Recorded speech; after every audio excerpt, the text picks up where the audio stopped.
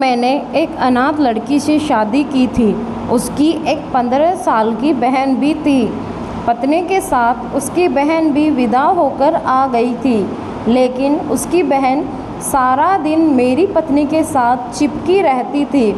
मुझे उस पर बड़ा गुस्सा आता, क्योंकि वह रात को भी हमारे कमरे में ही सोती थी। मैंने अपनी पत्नी पर गुस्सा किया और जब रात को उसकी बहन कमरे में आई तो ज़बरदस्ती उसे दूसरे कमरे में बंद कर आया और फिर कमरे में वापस लौटा तो मेरी जान निकल गई, क्योंकि वहाँ तो मैं शादी की रात अपने कमरे में आया तो बहुत खुश था। मैंने मुँह दिखाई का गिफ्ट तो ख़रीदा ही था, लेकिन एक प्यार से भरा गिफ्ट भी लाया था। मैं गजरे खरीद लाया था, क्योंकि जानता था कि लड़कियाँ इस तरह की गिफ्ट पाकर खुश हो जाती हैं। मैं यूं ही अपने कमरे का दरवाज़ा खोला तो हैरान रह गया था। सामने का मंजर बड़ा खतरनाक था। मेरी पत्नी की 15 साल की बहन उसके साथ चिपक कर बैठी थी और रोती चली जा रही थी। यह रोना कोई आम वाला रोना नहीं था, बल्कि ज़ोर ज़ोर से रो रही थी। उसे देखकर मेरी मल्लिका परेशान हो गई थी। उसने अपनी बहन को डपट कर खामोश कराया था। मैं आगे बढ़ा और बोला, मल्लिका क्या हुआ इस बच्ची को, इसकी तबीयत तो ठीक है ना? मल्लिका बोली, जी ठीक है, यह बस यह सोचकर परेशान हो गई है कि मैं अपनी नई ज़िंदगी शुरू करने जा रही हूँ, तो इसका क्या होगा। मेरा दिल दुख गया था। मैं आगे बढ़कर कामिनी के सर पर हाथ फेरा और बोला कि तुम परेशान मत हो। अगर तुम मल्लिका की बहन हो तो मेरी भी तो बहन हो तुम। इसी घर में हमारे साथ रहोगी। प्रदीप बोले, मल्लिका तुमने यह बात कामिनी को क्यों नहीं बताई? क्या? मैं बोली, मैं इसको बता चुकी हूँ, मगर बच्ची है ना तो धीरे धीरे समझ जाएगी, इसीलिए यह बातें इसको अभी समझ नहीं आ रही हैं। वक्त गुजरेगा तो खुद ब खुद समझ जाएगी। मैंने सर हिला दिया तो मल्लिका डरते डरते बोली, प्रदीप एक बात कहूँ?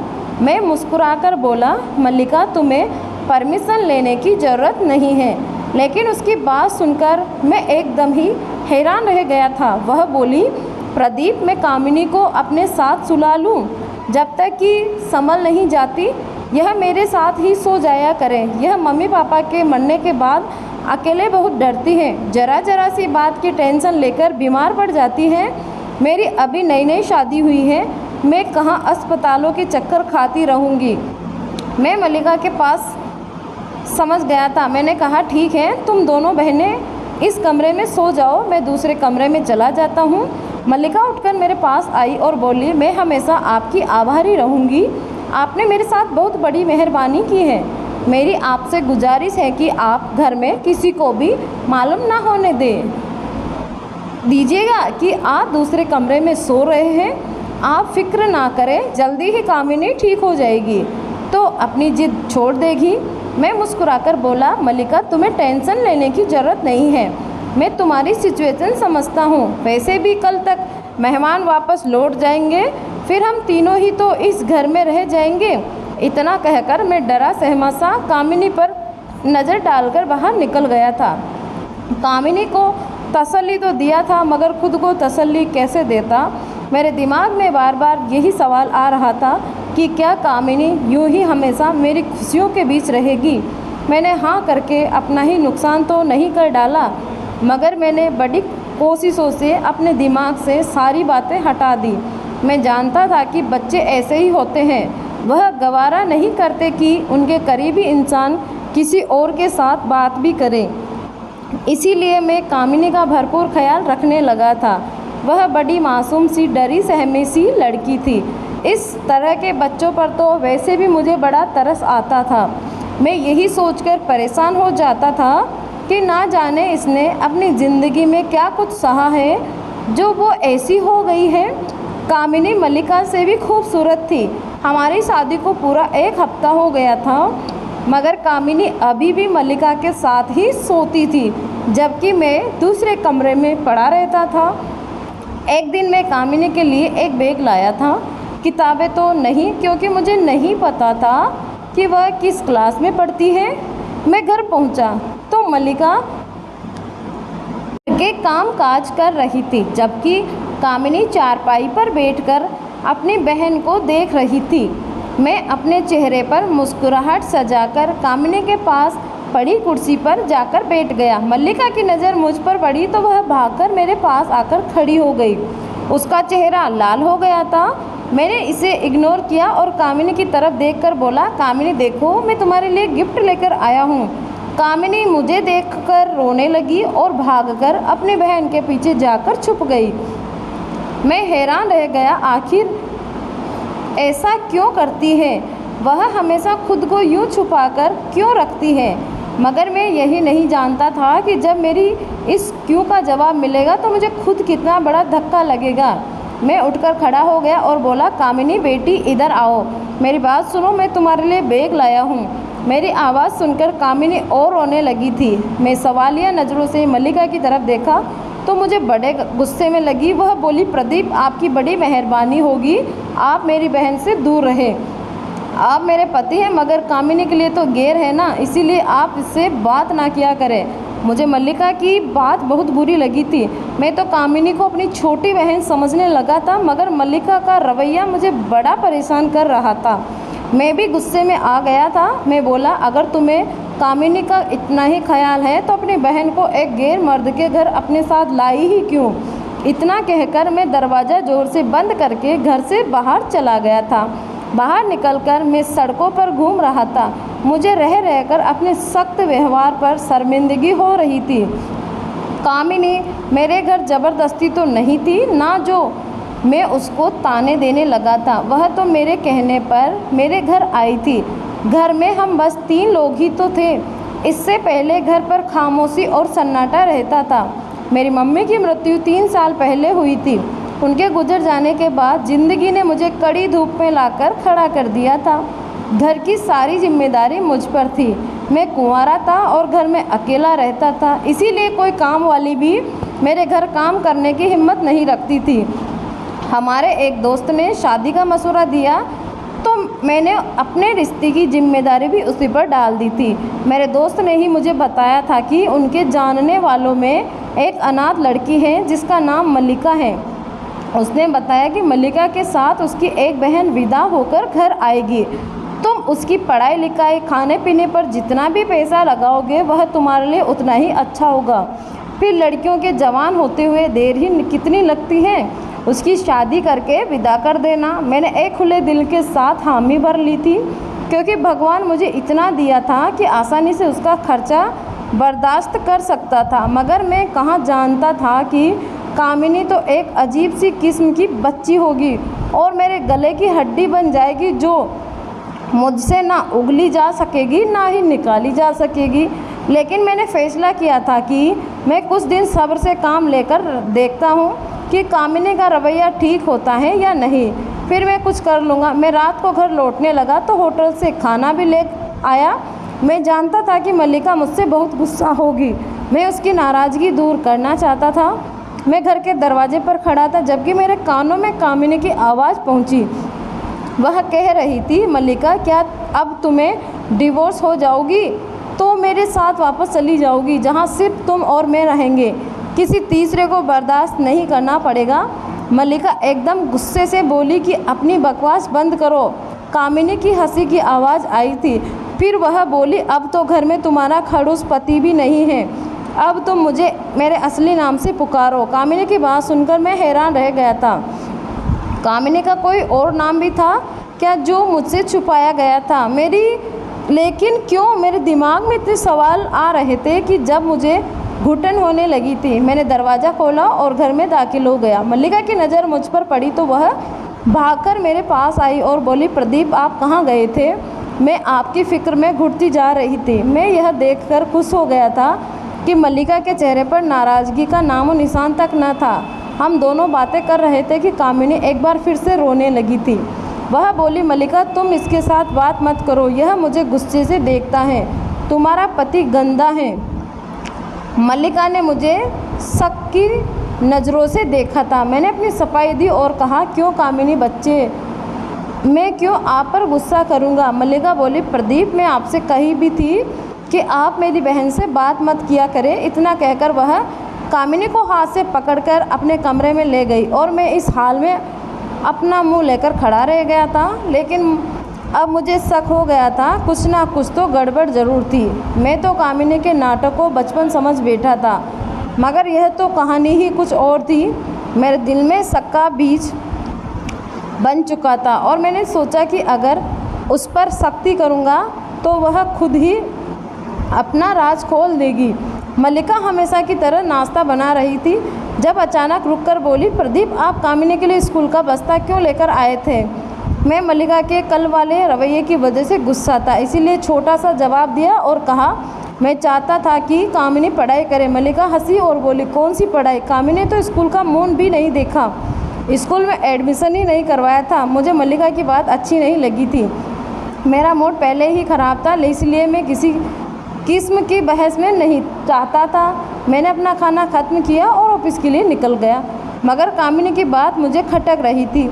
उसकी अजीबोगरीब हरकतें और मुझे देखते ही रोना, फिर मेरी और मल्लिका की डिवोर्स पर खुश होना, ये सब क्या था?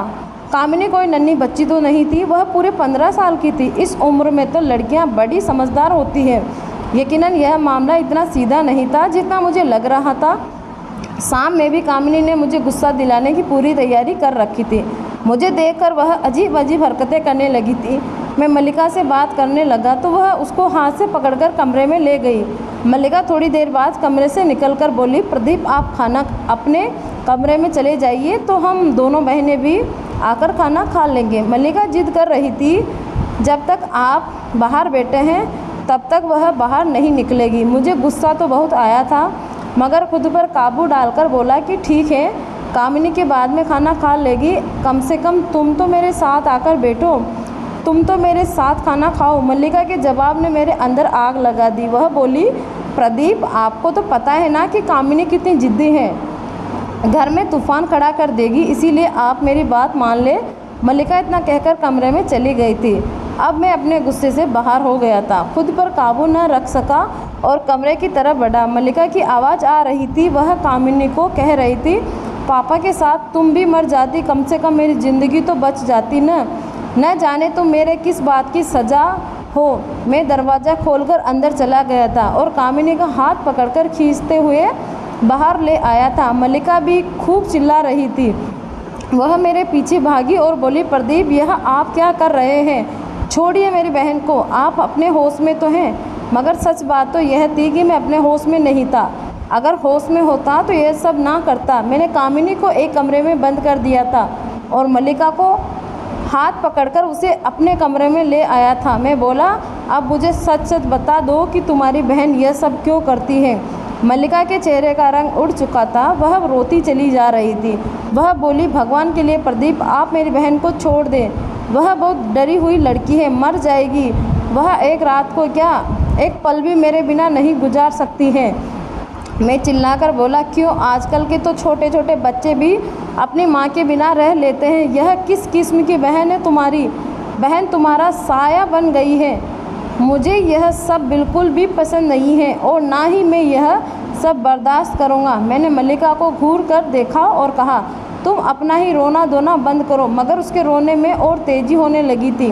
मैं मल्लिका के कमरे से बाहर आ गया और बाहर से कुंडी लगा दी। अपने कमरे में आकर मैंने दरवाज़ा बंद कर लिया था ताकि मल्लिका और कामिनी का शोर खत्म हो जाए, मगर वह दोनों बहनें ज़ोर ज़ोर से दरवाज़ा पीट रही थी। ऐसा लगता था कि वह दरवाज़ा ही तोड़ देगी। कई घंटों तक यही सब कुछ चलता रहा, मगर सुबह होने से कुछ देर पहले दोनों कमरों में खामोशी छा गई थी। मैं अपने दिल के हाथों मजबूत होकर उठ खड़ा हुआ और कामिनी के कमरे की तरफ कदम बढ़ा लिया। मैं उससे माफ़ी मांगकर मल्लिका के पास ले जाना चाहता था, मगर मैंने दरवाज़ा खोला, मेरे कदम जंजीर हो गई थी क्योंकि वहाँ तो एक लड़का बैठा था। मैं आगे बढ़ा, वह मुझे देखकर डर गया और फिर से रोने लगा था। मैंने उसे झटक दिया और बोला, मेरे सामने अब आंसू मत बहाना, नहीं तो मुझसे बड़ा कोई नहीं होगा। तुम बताओ, कौन हो तुम? कामिनी कहाँ गई? वह लड़का रोते हुए बोला, अगर मैं अपनी हकीकत बता दूंगा तो तुम मुझे बेच तो नहीं दोगे?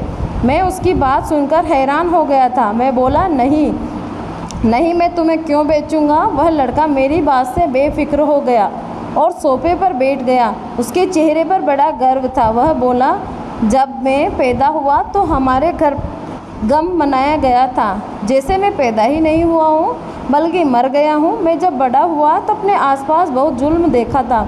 मेरे पापा मम्मी को एक बहुत मोटे डंडे से मार मार कर नीलू नील कर देता था और मेरी तरफ इशारा करके कहता था, मेरे लिए अच्छा होता कि तू बांझ होती, मगर यह तूने क्या गजब कर दिया। मैं पापा की बात सुनकर आईने के सामने खड़ा हो जाता था। मल्लिका कहती, पापा की बातों पर ध्यान ना दिया करो, तू तो बहुत प्यारा है। लेकिन मैं प्यारा होता तो क्या मेरी वजह से माँ को मार पड़ती। मैं मल्लिका से पैसे मांगता तो वह 2 रुपये का नोट थमा देती थी। मैं भागकर दुकान जाता और मम्मी के लिए अपनी पसंद की टॉफ़ी ले आता। वह टॉफ़ी मम्मी के मुंह में डालकर कहता, मम्मी गोली खा लो, आराम आ जाएगा। मम्मी मुझसे लिपट कर फूट फूट कर रोने लगती थी। मैं नन्हा सा मेरी उम्र के लड़के खेला करते थे, जबकि मेरा दिल घर में ही रहता था। मैं सारा दिन घर में पड़ा रहा, मम्मी का पहरा दिया करता था कि पापा कहीं मम्मी को फिर से ना मारने लगे। लेकिन मेरे रोकने के बाद भी हर दूसरे तीसरे दिन मार खाती थी। मैं अपने छोटे छोटे हाथों से मम्मी का पैर दबाता था, उन्हें आराम दिलाता था ताकि वो दर्द भूल जाए। मेरे छोटे से हाथों को चूमने लगती थी और रोने लगती थी। मम्मी कहती थी, तुझे मार से तकलीफ़ नहीं होती, मुझे तुम्हारी इन हरकतों से बड़ी तकलीफ़ होती है। एक दिन मम्मी बाज़ार जाकर मेरे लिए एक साइकिल लाई और बोली, मम्मी कहती थी कि तुम बाहर जाकर तो खेलते नहीं हो, घर में ही तुम्हारी खुशी का इंतज़ाम कर देती हूँ। मैं साइकिल देखकर बहुत बड़ा खुश हुआ था और मम्मी के हाथ पांव चूमने लगा था। फिर सारा दिन कड़ी धूप में साइकिल चलाता रहा। मम्मी देखकर हंसकर बोली, आज पहला दिन है इसीलिए धूप में खेल लो, कल से धूप में नहीं खेलने दूंगी। मैं हर थोड़ी देर बाद साइकिल से उतरकर उसे कपड़े से पोंछता था मेरा नया साइकिल कहीं पुराना ना हो जाए। शाम को पापा घर आए तो मैं साइकिल पर घूम रहा था। पापा बोले, इसको यह साइकिल किसने दिलाया है? फिर मेरे मुंह पर 2 थप्पड़ मारकर मुझे साइकिल से उतार दिया और कुल्हाड़ी से मारकर उस साइकिल को तोड़कर फेंक दिया था। मेरी आंखों से आंसू निकल रहे थे। मैंने रात का खाना नहीं खाया था। मम्मी रात को मेरे पास आकर बैठ गई और बोली, मलिक आज तुमसे एक ज़रूरी बात करना चाहती हूँ। तुम 4 साल के हो गए हो, एक समझदार बच्चे बन गए हो, अब तो तुमसे माँ हर बात कर सकती है ना? मैंने हाँ में सिर हिला दिया था। मम्मी बोली, बेटा तुम्हारी दीदी का नाम क्या है? मैंने कहा, मल्लिका। मम्मी बोली, और तुम्हारा नाम क्या है? मैं खामोश हो गया। मैं बोला, मम्मी पापा मुझे कमजात कहते हैं और तू मल्लिक कहती है, इन दोनों में से मेरा क्या नाम है? मम्मी की आंखें हर वक्त आंसू बहाने को तैयार रहती थी। आज भी पानी बरसने लगा था। मम्मी बोली, तुम्हारा कोई नाम नहीं है मेरी जान, तुम 4 साल के हो गए हो, अब तक मैं यही फैसला नहीं कर पाई कि तुम्हारा नाम क्या रखूं, लड़कियों वाला रखूं या लड़कों वाला। मेहनत से बोला, क्यों माँ, मेरी लड़कियों वाला नाम क्यों रखना है? मैं तो लड़का हूँ ना। मम्मी ने नहीं में सिर हिला दिया और मैं दंग रह गया। मम्मी बोली, तू ना लड़का है और ना ही लड़की है, तू एक किन्नर है, तू तीसरी जिन में से है। मैं 4 साल का बच्चा इन बातों को समझ नहीं पाया था। मम्मी बोली, अगर मैं तुम्हें लड़का नहीं बनाऊंगी क्योंकि तू बाहर निकलेगा तो लोग 100 तरह की बातें बनाएंगे। मैं तुम्हारा नाम कामिनी रखती हूँ तो हर वक्त सिर पर दुपट्टा लेकर रखोगे और घर की 4 दीवारी में ही रहोगे तो महफूज रहोगे। मैं मम्मी से रूठ गया, बोला, मुझे नहीं लेना दुपट्टा, मैं लड़का हूँ। मम्मी बोली, मेरे पास टाइम नहीं है मेरे बेटे, नहीं तो मैं तेरे सर पर घने दरकत की छाँव कर देती, तेरे हिस्से का हर दर्द तो खुद पर झेल लेती, लेकिन अब मुझे कहीं जाना है। मैं रोते हुए मम्मी से लिपट गया और बोला, जिद करने लगा कि मुझे भी अपने साथ लेकर जाना। हम दोनों रोते रहे। फिर मैं सो गया तो मम्मी मुझे मल्लिका के पास लेटाकर चली गई। सुबह मेरी आँख चीखों पुकार के साथ खुली थी। मल्लिका ज़ोर ज़ोर से रो रही थी। मैं भागकर बाहर निकला तो मम्मी सोई हुई थी। मल्लिका मुझसे लिपटकर रोने लगी और बोली, मम्मी चली गई हैं। मैंने मल्लिका के सर पर एक थप्पड़ मारा और बोला, धीरे बोलो, मम्मी सो रही हैं, उठ जाएगी। फिर मल्लिका मुझे कमरे में लेकर गई और मेरे सर पर दुपट्टा डालकर बोली, आज से तो कामिनी है, मम्मी की बात याद है ना? मैंने सर हिला दिया था। 2 रुपये लेकर दुकान गया और मम्मी के लिए टॉफ़ी ले आया और टॉफ़ी जेब में लेकर घूमता रहा, मगर मम्मी उठती ही नहीं थी।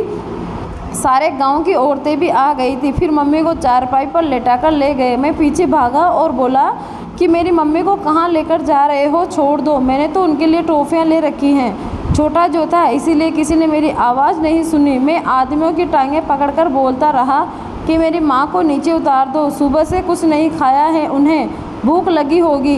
वह टोपी मेरी जेब में ही रह गई, मगर मम्मी नहीं लौटी। मैं रोता रहा, तड़पता रहा, मगर किसी ने मेरी ना सुनी। फिर एक दिन पापा भी चले गए तो हम चाची के घर आ गए। चाची भी पापा की जैसी ही जालिम थी। वह मुझे हर वक्त मारती रहती थी।